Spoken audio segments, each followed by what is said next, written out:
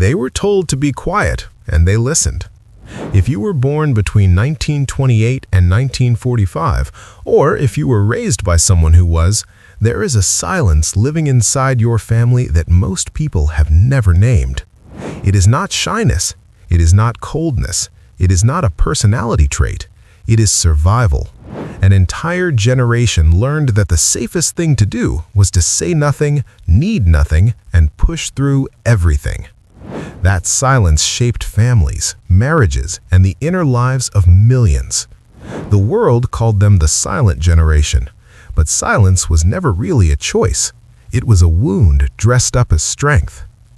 To understand this generation, you have to go back to where it all started. Picture a child growing up in the 1930s. The country is falling apart. Banks are closing. Fathers are leaving home to find work that does not exist. Mothers are stretching a single meal to feed 5 mouths. There is no safety net, no therapist, no language for what anyone is feeling. You just keep going.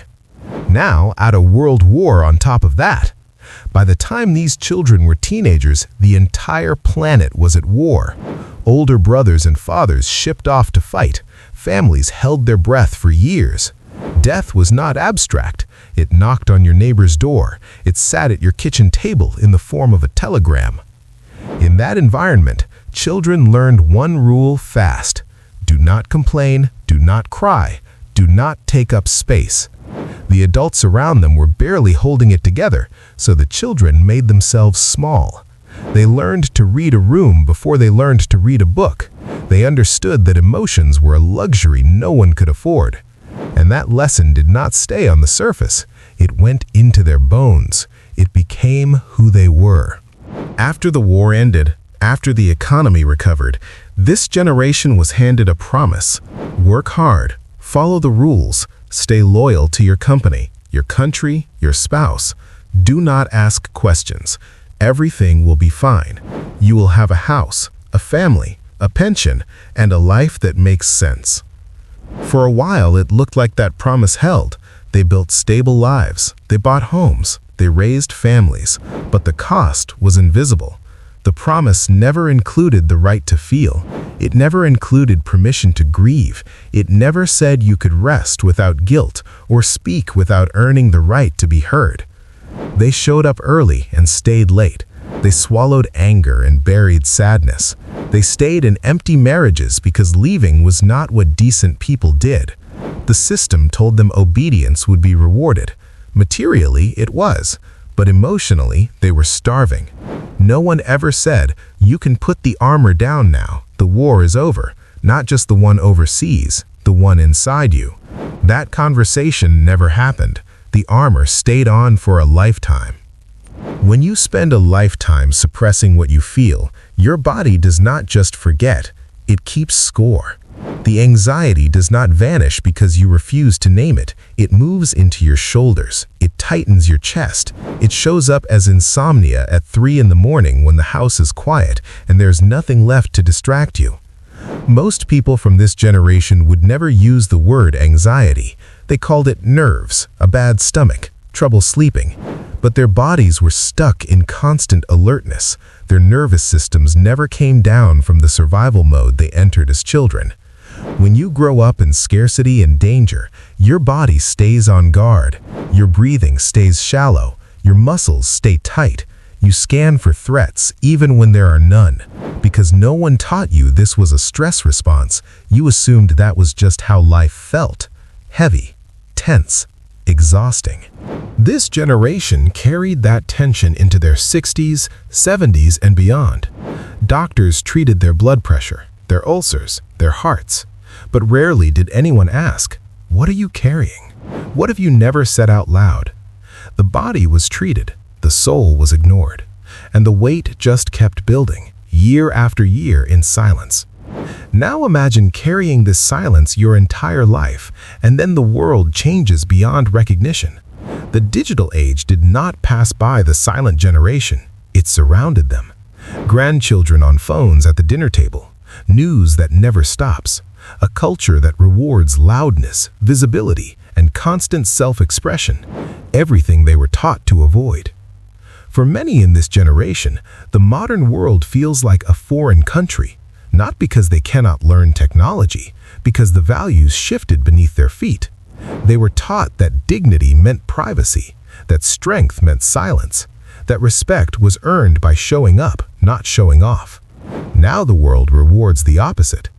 This creates a quiet alienation, the sense that you do not belong in this version of the world, that your way of being has been made obsolete, that the strength you carry does not translate into anything the modern world recognizes. And underneath, there is a deeper wound. Watching younger generations speak openly about feelings, set boundaries, demand better. Part of them admires it. Part of them resents it. Beneath both reactions sits an unspoken grief, the grief of realizing you were never given permission to do the same. When you spend your whole life being who others needed you to be, you can lose track of who you actually are. The silent generation was shaped by duty. You were a provider, a caretaker, a soldier, a wife, a worker. These roles did not stay as things you did, they became who you were. But roles are not selfhood. When retirement comes, when children leave, when a spouse passes, something terrifying can happen. You look in the mirror and do not recognize the person staring back. Not because of age, because you never had the space to find out who lived underneath the duty. Self-discovery was considered selfish. Asking, "What do I want?" felt dangerous. You did what was expected. You became what was needed, and somewhere along the way, the real you got buried under layers of obligation. That is not weakness. That is what happens when an entire culture tells you that your purpose is to serve and your feelings do not matter. You do not lose yourself because you were broken. You lose yourself because you were never given permission to exist outside of your usefulness. The patterns of silence did not stay with one generation. They flowed downward into children and grandchildren like water through cracks in a foundation. If you were raised by someone from this generation, you know what it feels like to be loved by someone who could not say it, to be cared for through action, but never through words. Many children of the silent generation grew up in homes where affection was implied, but rarely spoken. Conflict was avoided, not resolved. The table was full, but emotional conversations were empty. Love was a roof over your head and food on your plate. It was real, but it was incomplete. This created a specific attachment pattern. You learned that closeness has limits, that vulnerability is unsafe, that needing too much makes you a burden. You carried that into your own relationships. You chose partners who were emotionally unavailable because that felt like home, or you overcorrected, giving everything hoping enough love would finally make you visible. They did not withhold love to be cruel. They were never taught how to give it openly. Their own parents were surviving depression and war. There was no model for emotional closeness, only endurance. And endurance, powerful as it is, cannot hold a child the way tenderness can. There is an exhaustion that has nothing to do with how many hours you worked.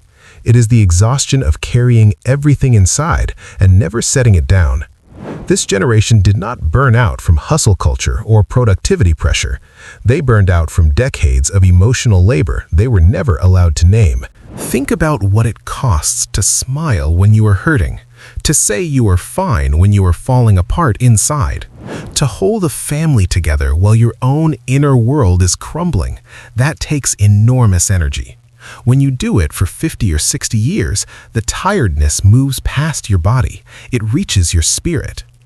Many reached old age not with peace, but with a deep, unnamed weariness.